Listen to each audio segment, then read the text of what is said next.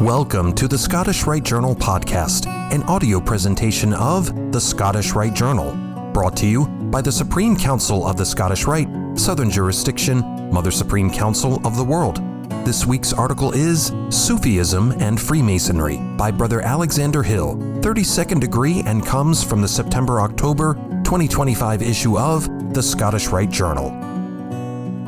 In the 25th degree, Night of the Brazen Serpent, as we Scottish Rite Masons are introduced to the Sufi tradition, which might be described in a few words as an Islamic esoteric tradition that is organized into various orders and brotherhoods.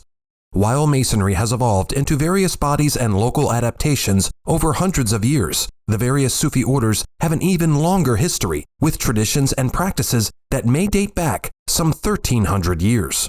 If you have ever heard of a Persian poet named Rumi or of a whirling dervish, then you have heard references to the Mevlevi order of Sufism. Illustrious Albert Pike, 33rd degree, does not mention Sufism, but illustrious Manly P. Hall, 33rd degree, writes in his 1928 work, Secret Teachings of All Ages, Rumi, the great Persian Sufic poet and philosopher, is accredited with having founded the order of Mevlevi, or the Dancing Dervishes, whose movements exoterically signify the motions of the celestial bodies and esoterically result in the establishment of a rhythm which stimulates the centers of spiritual consciousness within the dancer's body. The Mevlevi order was founded by a master named Jalaluddin Rumi in the 13th century, and its best-known rite is the Sema, the whirling ceremony. The Sema begins with crossed arms, much like our Scottish Rite prayers. It involves the individual performer forming a point within a circle, a Masonic notion, as he rotates counterclockwise, pivoting on the left foot. The word dervish itself means one who waits at the door.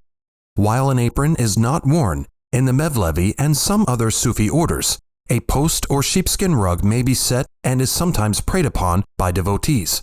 Further, a Mevlevi traditionally spent 1,001 days serving as a chile, a sort of apprenticeship, before officially joining the order. There are other symbols in Sufism that we as Masons would find familiar. The idea of being spiritually destitute reminds the individual Sufi of the spiritual poverty and reliance on God. Just as our initiation emphasizes seeing with the heart before the eyes, so the Sufi tradition emphasizes seeing the divine with the eye of the heart.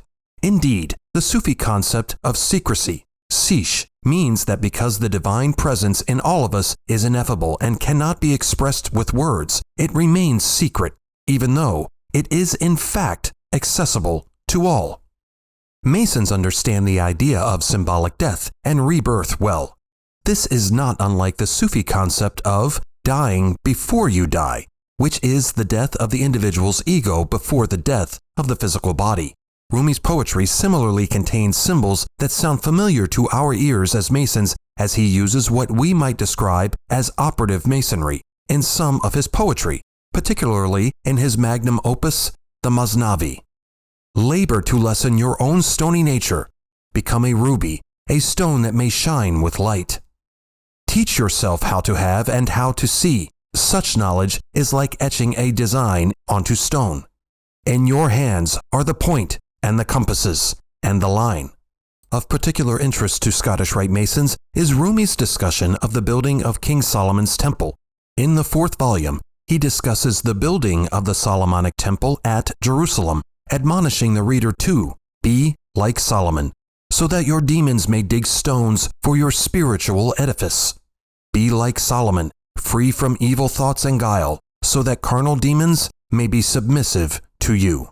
In his own way, Rumi appears to be encouraging us to subdue our passions in order to improve ourselves, a common theme in Freemasonry. Masonry and Sufism are, of course, two distinct and separate traditions. While Rumi traveled widely in the Persian Empire, including spending several years in Damascus, it is unlikely that there was much contact between Rumi and his followers and those we may term the forebears of our Masonic tradition. Nonetheless, similarities between the two groups are striking. Both the Sufi and the Mason must be initiated by a qualified master who was himself initiated by another master.